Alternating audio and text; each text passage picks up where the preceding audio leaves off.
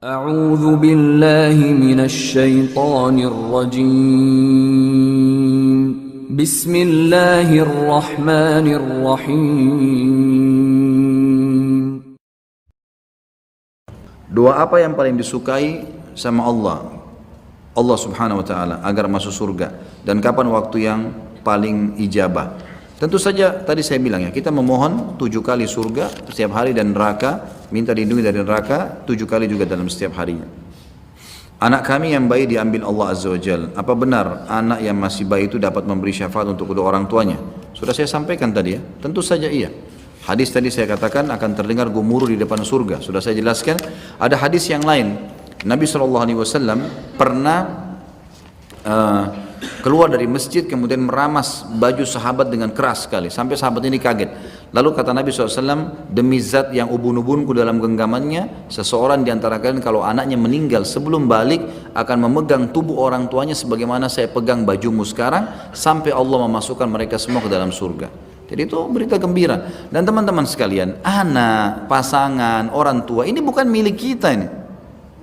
Kenapa antum merasa ini milik saya? Karena bukan milik kita. Kebetulan statusnya kita orang tuanya, kita suami, kita istri, kita orang tua. Itu cuma status duniawi teman-teman sekalian. Tidak ada yang kita milikin. Antum lahir dengan badan tidak pakai kain, dibungkus dengan selimut oleh suster, antum meninggal juga dengan kain kafan. Apa yang antum harus sedihin gitu?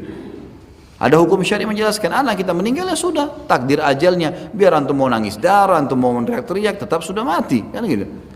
Hukum Islam sudah menjelaskan, dan kebahagiaan orang muslim karena sudah tahu kita di dunia ini mati itu sebuah pintu teman-teman, harus kita masuk untuk menuju kepada kehidupan abadi. Antum apa antum takut mati? Jelas kita akan laluin kok untuk mendapatkan apa yang sudah kita kerjakan. Orang mukmin tahu itu, maka dia bahagia dengan kematian. Tidak ada sesuatu yang beban buat dia. Termasuk kalau ada orang yang mendahului dia, hanya mendahului saja. Kita akan ketemu selama tiketnya sama, iman dan amal saleh. Kan itu. Itu intinya. 70% ekonomi negara Indonesia dikuasai perbankan karena seluruh karyawan yang kerja di bank adalah orang kafir. Bagaimana kita umat Islam yang 85% penduduk Islam akan mudah dikuasai orang kafir? Apa solusinya dan ikhtiar muslim di Indonesia, Ustaz? Karena bank syariah sama saja juga riba. Ya, solusi yang mereka lakukan adalah perbankan syariah. Kalau masih ada substansial masalah yang sedang dihadapi oleh kaum muslimin dari perbankan syariah, jangan antum memvonis semua bank syariah salah. Jangan begitu, karena itu solusi kan gitu. Dan di bank-bank syariah sudah ada dewan syariahnya, ada majelis ulama mengeluarkan fatwa. Berpeganglah antum dengan konsep, kata ulama begini, ij'al bainaka wa bainan nari alima. Jadikan di antara dirimu dengan neraka seorang alim. Maksudnya apa? Kalau ada fatwa nggak apa-apa, gitu kan? Udah selesai, ada fatwanya sudah. Jangan antum berkedok mengatakan ya bank syariah juga sama aja. Kalau gitu saya nggak apa-apa di bank konvensional. Ya jangan. Ini hanya membenarkan perilaku antum saja gitu. Lebih baik pindah kepada hal yang lebih ringan mudaratnya. Minimal ada majelis ulamanya, ada majelis syurahnya, ada fatwanya, gitu kan? Itu minimal. Allahu alam. Dan kalau antum temukan memang ada sesuatu yang salah di situ, maka antum berikan masukan. Kalau misalnya misal saya KPR tapi kayaknya ada dendanya juga Ustaz, kayaknya riba juga tuh. Baik, antum jangan masuk di KPR-nya, minimal masuk di tabungan saja, gitu kan? Antum pakai fasilitas yang syariahnya. Jangan gara-gara itu terus kemudian antum tinggalkan yang syariah, antum pergi ke bank konvensional. Ini sudah jelas fatwa ulama tidak boleh, kan masalah ribawi ya. Jadi harusnya kita memahami masalah-masalah seperti ini. Solusi terbaik tentu umat Islam harus kembali kepada agamanya ya. Banyak hal-hal kalau kita mengorek masalah kesalahan di negara kita cukup banyak gitu kan, tapi perlahan insyaallah mudah-mudahan dengan dimulai dari majelis ilmu dihidupkannya para ulama dan ulama menjadi panutan, maka insyaallah akan jadi baik negara ini. Apakah yang dimaksud dengan surga ada di langit ketujuh? Itu penyampaian dalam ayat Al-Quran. Allah subhanahu wa ta'ala menjelaskan gitu kan, bahwasanya di atas langit ketujuh ada surga ya, memang di situ tempatnya. Allah subhanahu wa ta'ala letakkan di atas langit surga dari atas langit, dan juga rezeki yang Allah berikan kepada kita dari langit ya. Mohon doanya Ustaz untuk ibu saya yang baru wafat hari Minggu kemarin. Semoga Allah ampuni insyaallah, dan Allah terima di sisinya dan masuk surga tanpa hisab insyaallah. Saya mau tanya, amalan apa saja yang bisa menghancurkan dosa-dosa ibu saya dan agar ibu saya terhindar dari siksa kubur, neraka dan masuk surga. Perbanyak istighfar, taubat buat beliau ya. Ya Allah ampunilah ibu saya, maafkanlah dia, gantilah dosa-dosanya menjadi pahala. Kita berdoa kepada Allah SWT karena doa anak soleh akan ya bermanfaat buat dia. Sebagaimana hadis yang masyhur, kalau anak Adam meninggal dunia terputus amalnya kecuali dari 3, sedekah jariyah, ilmu bermanfaat dan anak soleh yang mendoakannya. Maka berbanyaklah amal soleh ya.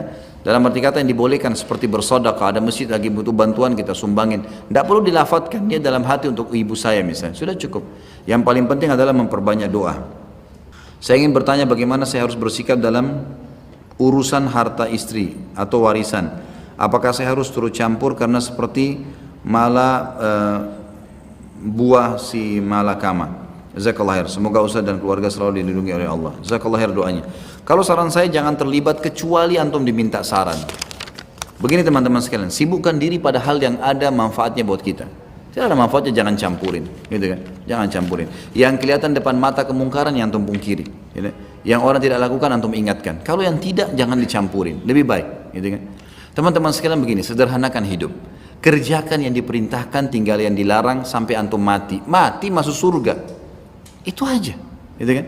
Kita mau makan, makan yang halal. Kita mau kerja, kerja yang halal. Walaupun sedikit, gitu kan? Berteman dengan orang-orang yang baik. Azan kita sholat, sampai mati, sabar sampai mati saja. Udah masuk surga tuh. Nggak usah tambah-tambah program macam-macam mencari tahu kesalahan orang, ungkit-ungkit ini, urus itu, fitnah ini. Apa manfaatnya ini? Habisin umur nggak ada manfaatnya. Bahkan lebih parah lagi, antum sudah amalnya sedikit, diambil lagi oleh orang yang antum fitnah pada hari kiamat. Ini orang yang super rugi, gitu kan? Nggak ada manfaatnya sama sekali. Mohon pendapat Ustaz, saya dan istri sama-sama kerja sebagai PNS. Istri saya PNS perawat di sebuah RSUP di Jakarta. Kerjanya kena shift. Kami punya anak 2 tahun. Saat ini kita tidak punya asisten rumah tangga. Jadi saat kami bekerja, anak kami bersama dengan orang tua saya yang datang dari kampung. Ibu saya meninggalkan suaminya sementara untuk merawat anak saya. Istri saya ingin keluar dari pekerjaannya dengan alasan ingin fokus mendidik anak dan mengurus rumah tangga kami supaya tidak merepotkan orang tua. Tapi saya masih bingung karena saat ini kami masih ngontrak, belum punya rumah. Jujur saya takut perekonomian kami berkurang dan tidak cukup untuk kedepannya. Apa yang harus saya lakukan Ustaz? Saya bingung. Sebenarnya saya juga tidak ingin merepotkan orang tua saya, juga ingin akan ceramah. Tenang. Saya aja sabar baca, masa antum tidak sabar dengar? Saya bingung, sebenarnya saya juga tidak ingin merepotkan orang tua saya, juga ingin akan ceramah Ustaz. Jika wanita itu adalah tulang rusuk dan seharusnya disimpan. Bila istri saya keluar PNS, apakah dia berdosa karena melanggar sumpah PNS? Demi Allah kami akan melakukan tugas negara sebaik mungkin dan tidak mementingkan kepentingan golongan pribadi. Terima kasih. Jadi ada solusi. Kalau antum tetap mau kerja dengan istri, anak antum bawa titip di kampung, gitu. Kasih kepada ibu antum, suruh bawa, biarin diurus di sana udah. Itu solusi yang terdekat. Kalau tetap mau kerja, itu solusi yang boleh. Kalau mau solusi yang lebih ideal, istri antum berhenti kerja. Udah, istri antum berhenti kerja. Dan ibu antum suruh kembali, minta kembali beliau untuk ngurus suaminya. Enggak boleh membekalikan tugas suami gara-gara urus anak antum. Dari sisi mana syar'inya? Enggak ada. Malah antum mengajak ibu antum durhaka dengan suaminya, dengan tidak boleh. Hanya karena ego kita, masalah istri harus kerja. Baik, kalau dia keluar Ustaz pendapatan kami pas-pasan. Teman-teman sekalian, cinta yang sebenarnya adalah 1 bungkus makan berdua, kan gitu. Baik, pas-pasan gajinya cuma 1 juta, baik, bisa beli nasi uduk kalau pagi berdua suap-suapan, bagus itu. Daripada kita paksain, kan gitu. Akhirnya istri terbengkalai dari kewajiban sebenarnya, apalagi istri antum mau berhenti. Itu sangat bagus itu. Kan gitu. Ada banyak ikhwah, istrinya nggak mau berhenti karena gaji lebih tinggi malah dari suaminya. Ini malah cobaan yang lain lagi, gitu kan? Antum tinggal dia mau berhenti, alhamdulillah bersyukur sama Allah, tinggal berhentiin, antum tinggal bekerja lebih giat lagi. Apa yang cukup teman-teman sekalian? Kapasitas perut kita 1 piring nasi. Nggak lebih dari 2 piring maksimal, gitu kan? Kalau 3 piring itu sudah tamak luar biasa. 2 piring nasi cukup, kan itu. Kalau memang kita sangat lapar, gitu kan. Kadang-kadang ada orang subhanallah. Kalau saya pribadi nggak tahu ya. Kalau saya sudah sarapan, kadang-kadang saya sampai malam nggak makan lagi teman-teman. Sudah cukup. Karena saya menjalankan hadis Nabi, walaupun ini secara makna saya jalankan ya. Adalah orang kalau makan, kami kaum kalau kami lapar baru kami makan, gitu kan. Saya menjalankan secara makna hadis ini. Saya melihat memang, saya bilang sama istri saya, kalau makan, kalau saya lapar saya akan minta, kalau enggak saya enggak makan. Dan saya temukan teman-teman, dulu saya pernah punya penyakit mah, hilang gara-gara ini. Artinya memang kapan kita butuh, seperti mobil sudah penuh tangkinya, antum isi lagi, ya akan keluar gitu kan. Makanya saya rasakan banyak sekali manfaatnya. Nah itu. Jadi Allah alam, saran saya dan saya mengajak secara pribadi untuk antum berhentikan istri dari kerja, dukung dia untuk itu, besarkan jiwanya, anak-anak ini biar diberikan haknya sebentar dunia, mati masuk surga teman-teman sekalian. Ini hal yang positif. Ada bunyi hadis, barang siapa yang melaksanakan sholat subuh secara berjamaah di masjid, lalu ia duduk sambil berzikir pada Allah hingga matahari terbit, kemudian ia melaksanakan sholat 2 rakaat, maka ia seperti memperoleh pahala haji dan umroh. Beliau pun bersabda, pahala yang sempurna, sempurna, sempurna. Pertanyaan, apakah duduk berzikir tersebut tanpa harus bergeser sama sekali dari tempat sholatnya, atau boleh bergeser? Karena dalam Sahih Muslim disebutkan bahwasanya sahabat Jabir bin Samurah berkata, Nabi SAW biasanya tidak beranjak dari tempat duduknya setelah sholat subuh hingga terbit matahari. Apakah apabila matahari terbit beliau berdiri meninggalkan tempat sholatnya? Ini ulama menjelaskan, selama dia tidak keluar dari musallahnya, Jadi kalau misalnya dia duduk, dia kalau bisa duduk situ, dia bisa tidak pindah, alhamdulillah. Tapi kalau dia harus pindah, karena ada majelis ilmu misalnya, akhirnya bergeser, ya, atau harus ambil Quran di belakang kemudian dia duduk, ya. Selama dia masih di tempat dia sholat, insya Allah masih dapat. Ya, tapi lebih afdal dia tidak bergeser, lebih afdal. Tapi boleh saja, tidak ada masalah. Sama halnya kalau antum harus batal wudhu ke kamar mandi dulu, kemudian kembali lagi. Ya, sholat tahiyat masjid di pojok tempat itu lalu duduk di sana, pindah posisi, tidak ada masalah. Insya Allah tidak ada masalah. Semoga Ustaz Khalid dan keluarga senantiasa dalam lindungan Allah, sama-sama insya Allah. Jazakallah khair doanya. Apakah di akhirat manusia masih memiliki akal fikiran serta hawa nafsu? Masih ada tentunya. Ada akal fikiran, ada hawa nafsu, ada, gitu kan? Tetapi semuanya terkontrol, ya.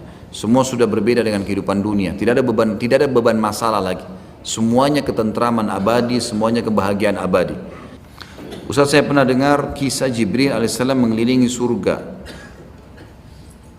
selama ribuan tahun dan belum sampai terkelilingi semuanya, lalu Allah berfirman, surga apa ini, mawa untuk hambaku yang sholat 2 rakaat. Apakah benar kisah ini Ustaz? Saya belum pernah temukan ini, Allahu a'lam. Saya tidak pernah tahu masalah ini. Dan di antara buku-buku surga yang saya baca pun buku ini, dan ada juga buku satu Tamasya ke Surga, juga belum pernah saya temukan riwayat itu. Afwan Ustaz Khalid, bolehkah akhwat bekerja sebagai guest service atau call center di sebuah hotel? Saran saya jangan, kecuali memang ada hotel syariah yang memang mengkhususkan masalah itu, dan memang dia melayani tamu-tamu perempuan khusus, itu lain. Tapi kalau enggak, Allahu a'lam, saya sarankan jangan, karena memang ini akan menjadi fitnah, ya. Akan menjadi fitnah dan lebih baik dihindari. Ustaz, wanita boleh memasuki ke 8 pintu surga dari mana saja yang dia inginkan, dengan syarat sholat, puasa, taat sama suami dan menjaga kehormatannya. Bagaimana dengan kaum pria? Apakah dalam hadis ada syarat spesifik seperti yang disebutkan pada wanita agar bisa memasuki ke 8 pintu surga dari mana saja yang dia inginkan? Tadi misalnya ada hadis Bukhari yang masalah wudu, ya, dan mengucapkan 2 kalimat syahadat, dia akan masuk surga dari 8 pintu yang dia inginkan, kan ada, gitu kan? Jadi ada saja, insya Allah ada, ya. Dan Allah Subhanahu Wa Taala sudah mengatakan dalam Al-Quran, teman-teman sekalian, dalam surah An-Nisa, A'udzubillahi minasyaitonirrajim, wala tatamannau ma faddalallahu bihi ba'dakum ala ba'd, lirrijali nasibu mimma iktasabu walinnisa'i nasibu mimma iktasaban was'alullaha min fadli. Al-ayat. Janganlah kalian saling cemburu laki-laki dan perempuan terhadap apa yang Allah karuniakan satu sama yang lain. Laki-laki punya bagian dari apa yang telah Allah wajibkan, perempuan punya bagian dari apa yang telah dia wajibkan. Jangan antum cemburu karena perempuan haid tiap bulan, ya. Oh berarti dia libur sholat nih, enak bener 6 hari libur sholat, gitu kan? Terus bisa masuk surga. Saya 365 hari nggak pernah libur, nggak ada urusannya itu. Itu bukan, itu Allah pencipta maunya begitu, kan gitu. Sebagaimana juga kalau akhwat mengatakan, kok laki-laki di surga dapat 2 bidadari? Nah, apa yang antum mau jawab misalnya? Kan gitu. Memang sudah Allah bagi seperti itu, kan gitu. Makanya lebih baik nggak usah banyak tanya. Katanya kita akan ditemani oleh bidadari. Bagaimana jika kita sudah menikah? Tetap dapat tambahan. Sudah saya bilang jangan banyak bertanya. Emang yang bertanya ini nggak mau? Hah? Kalau sudah menikah istri antum ikut, gitu kan? Jika bayinya baru lahir langsung meninggal, katanya sebagai tabungan akhirat untuk bapak ibunya. Benar. Hadisnya banyak. Riwayat ahli sunan di mana Nabi SAW mengatakan akan terdengar suara gemuruh di depan surga dan Allah Subhanahu wa taala lebih tahu suara apa itu. Tapi Allah bertanya pada para malaikatnya, suara apa itu? Mereka mengatakan itu adalah suara anak-anak muslim yang meninggal sebelum balik. Mereka meminta agar orang tua mereka dimasukkan ke dalam surga bersama mereka. Maka kata Allah SWT, masukkan orang tua mereka bersama mereka. Kata ulama, janji-janji seperti ini akan didapat oleh seorang muslim yang belum merusak keislamannya. Tidak murtad, tidak musyrik. Gitu kan? Bukan orang munafik. Maka dia mendapatkan itu.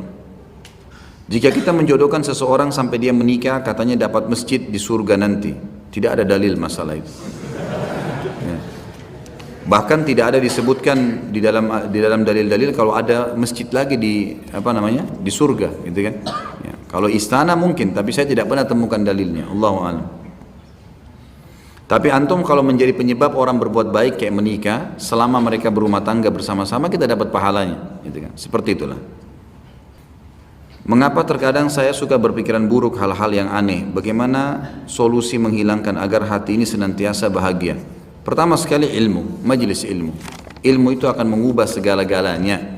Jangan pernah tinggalkan ilmu sehari. Kalau tidak bisa hadir majelis ilmu, dengarkan. Pakai Walkman, pakai headset, dengarin di YouTube, dengarin di macam-macam. Ya, banyak ceramah sekarang bisa didengarkan, asal ceramahnya benar. Itu yang pertama. Yang kedua, bermohon kepada Allah SWT, berdoa. Kira-kira apa penyebabnya Allah? Dan sambil kita muhasabah, nanti Allah akan berikan petunjuk tuh, kan gitu. Oh ternyata saya berpikiran begini ini mungkin karena saya pernah belajar tenaga dalam misalnya, atau pernah ke orang-orang yang tidak pintar, ya, atau pernah apalah yang melakukan kesalahan-kesalahan, maka beristighfar kepada Allah SWT. Kalau pernah dikasih buhul-buhul, ya, pernah dikasih kertas ke apalah, itu semua buang, bakar semuanya. Karena biasanya sumber-sumber sumpeknya dari situ. Atau ada kantong-kantong kemaksiatan yang masih terbuka, masih sering tonton, baca, ya, bertemu, interaksi dengan hal-hal yang haram. Ini penyebab sumpek semuanya, penyebab sumpek semuanya harus dihilangkan, ya, diangkat, gitu kan.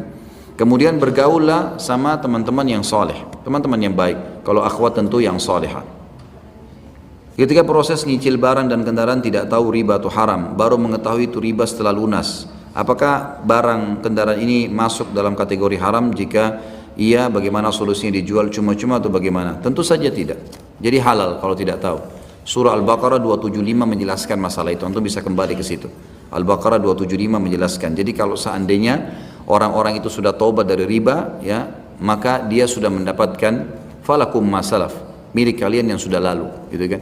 Asal dia tidak tahu, ya. Beda kalau antum tahu dari awal riba, antum sengaja masuk, ini jadi haram semuanya. Ini jadi haram semuanya. Antum cuma bisa ambil pokok uang saja, pokok uang yang kita pakai awalnya, sisanya riba nggak boleh dipakai. Tapi kalau tidak tahu jadi halal. Memelihara jenggot adalah sunnah Rasul. Lalu bagaimana ada orang yang mengatakan memelihara jenggot itu membuat wajah tidak bersih, bahkan bilang bukankah kebersihan sebagian daripada iman? Itu yang menilai tidak bersih siapa? Saya berada jenggot begini tiap hari saya sampoin 2 kali. Saya sampoin 2 kali, saya sisirin, alhamdulillah, dan istri saya bahagia dengan saya pakai jenggot. Itu yang bilang tidak bersih itu ngawur dia, persepsi dia saja. Bagaimana caranya dia bisa memvonis seperti itu? Nabi SAW manusia terbaik, manusia berjenggot sampai ke dada beliau SAW. Itu cuma persepsi. Jadi kalau selama ini antum tanamkan di benak antum, oh jenggot itu kotor, itu persepsi kan gitu.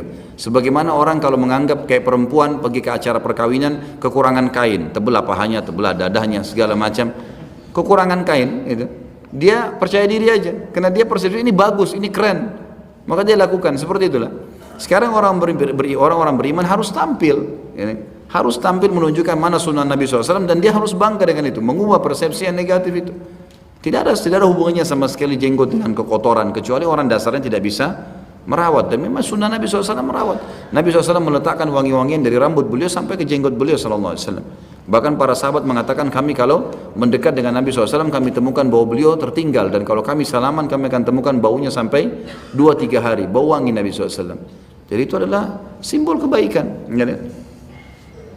Ketika bangun hendak sholat subuh malamnya, saya bermimpi bersubuh dan keluar cairan. Haruskah saya mandi wajib dulu untuk mengerjakan sholat subuh, atau hanya mengambil air wudhu? Wajib mandi. Keluar sperma berarti klimaks, berarti wajib mandi. Wajib mandi junub dulu baru kemudian sholat ya.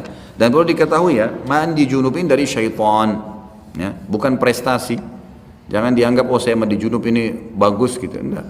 Dari syaitan. Makanya dikatakan Nabi SAW tidak pernah mandi junub.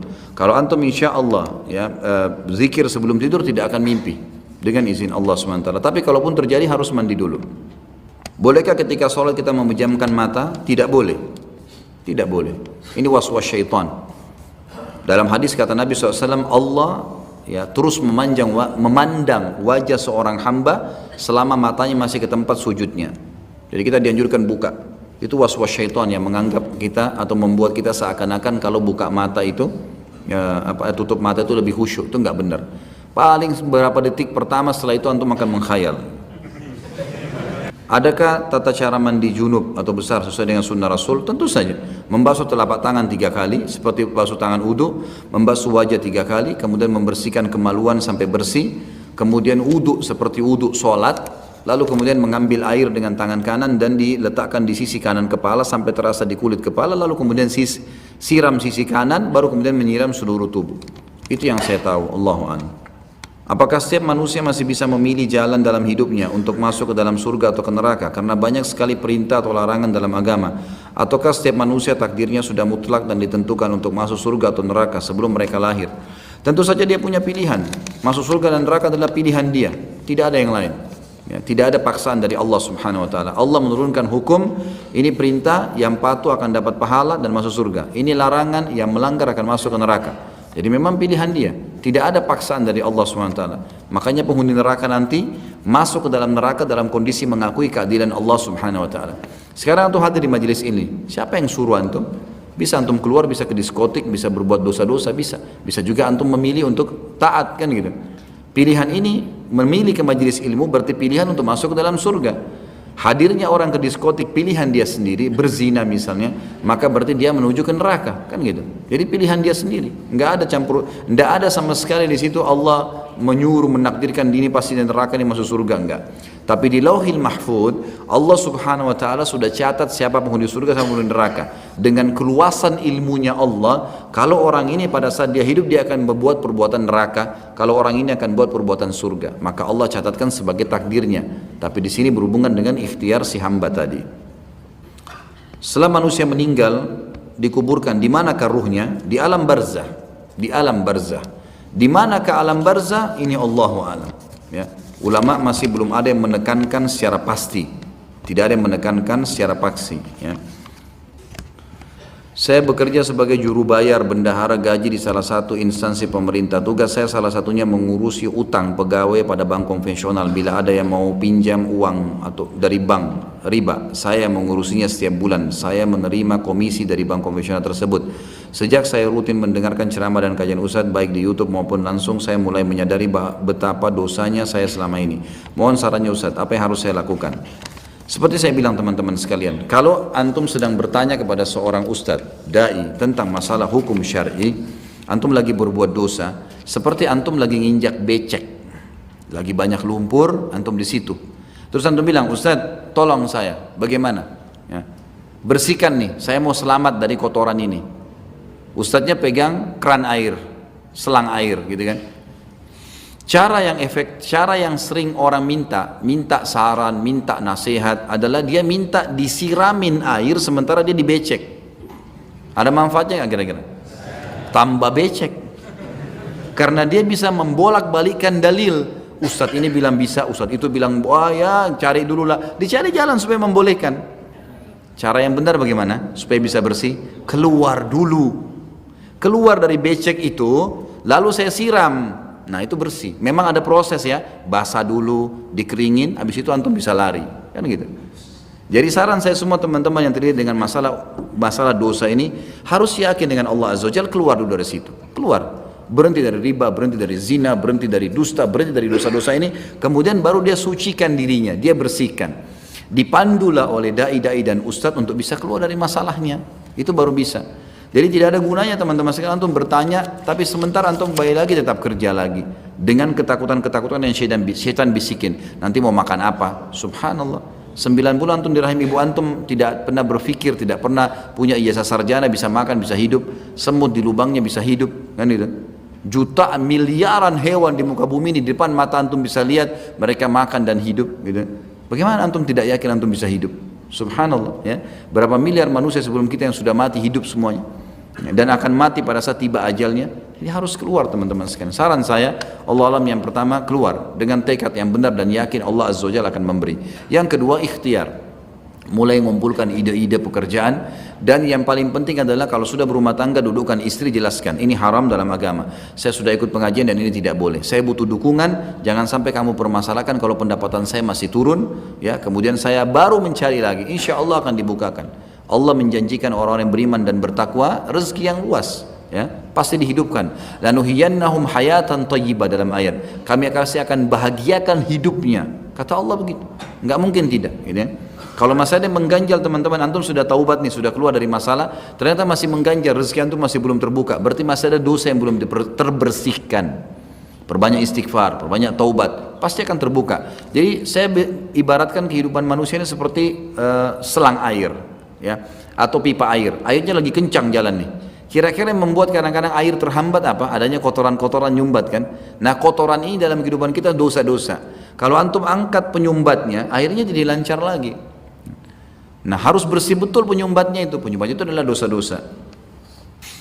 Saya selalu berdoa dalam sujud, ya Allah, masukkan saya ke surga tanpa azab dan tanpa hisab. Bagaimana Yusuf? Apa harus tetap diamalkan? Tentu saja, bagus sekali, nggak ada masalah, insya Allah. Boleh meminta itu. Dan dalam hadis kata Nabi SAW, kalau seseorang hamba meminta kepada Allah agar dimasukkan surga 1 hari 7 kali, dan minta agar dijauhkan dari neraka 1 hari 7 kali, riwayat lain mengatakan 3 kali, maka surga akan berkata, ya Allah, masukkan dia ke dalam saya, dan neraka mengatakan, jauhkan dia dari saya. Berarti kita boleh meminta kepada Allah SWT, dan sujud salah satu tempat untuk berdoa. Sufyan ats-Tsauri, salah satu ulama yang terkenal dari kalangan tabi'in dan murid para sahabat yang mulia, muridnya Abu Musa al-Asy'ari, muridnya Abdullah bin Umar, muridnya Abdullah bin Abbas, yang sangat terkenal dengan julukan Sajjad. Dahinya sangat hitam karena sujud, kalau sujud lama sekali nggak ngangkat kepalanya, gitu kan, sampai hajatnya selesai. Dan ulama mengambil dari perilaku Sufyan ats-Tsauri dan beberapa ulama-ulama yang lain dari sahabat dan tabi'in yang mereka memang selalu menggunakan sujudnya dalam doa dalam sujudnya, maka itu dibolehkan, positif saja. Sabda Nabi SAW yang menguatkan, hadis Bukhari yang menguatkan itu, kata Nabi SAW, kalau kalian ruku agungkan Allah, kalau kalian sujud perbanyak doa, karena sangat jarang doa ditolak pada saat sujud. Amalan doa apa yang Ustadz lakukan agar masuk surga? Tentu saja meminta, sebagaimana saya katakan tadi, ya, saya rutinkan, coba berusaha, mudah-mudahan Allah kabulkan. Minta menjalankan sunnah Nabi SAW, setiap hari minimal 7 kali meminta agar dijauhkan dari neraka dan masuk ke dalam surga. Anda mencintai Ustadz karena Allah, ahabbakallah alladhi ahbabtani fi. Semoga Allah mencintai Anda semoga Allah mencintai Anda karena Anda mencintai saya karenanya. Itu sunnahnya, ya. Setelah kita masuk surga, dapatkah kita melihat orang yang menghina Islam sewaktu di dunia? Semua penghuni surga bisa melihat orang-orang yang masuk neraka, bisa. Bahkan penghuni surga bisa mengunjungi dan mereka tidak kena apinya, gitu kan? Memang begitu. Makanya dalam ayat Al-Quran pernah dijelaskan, itu salah satunya, banyak sekali riwayat masalah itu, ya. Dan kita sudah bahas di bahasan kita masalah neraka yang lalu. Ada beberapa riwayat yang menjelaskan. Jadi ada penghuni surga yang datang ke neraka. Di antaranya adalah orang-orang yang mencari teman-temannya. Penghuni surga mencari temannya. Ya Allah, teman saya fulan tidak ada. Muslim dia, tapi mungkin dia tidak ada di sini. Maka Allah mengatakan, lihatlah dia di neraka. Lalu dia masuk ke neraka dan dia tidak merasakan panasnya sedikit pun sampai dia temukan temannya. Setelah dia temukan, maka Allah mengatakan kepada dia, selamatkanlah temanmu karena perbuatanmu. Jadi dia bisa mengeluarkan temannya. Jadi penghuni surga bisa melihat penghuni neraka.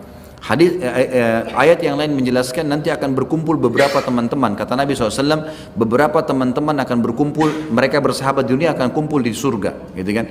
Lalu mereka saling ngobrol, lalu mengingat satu teman mereka, mana si fulan, nggak ada nih.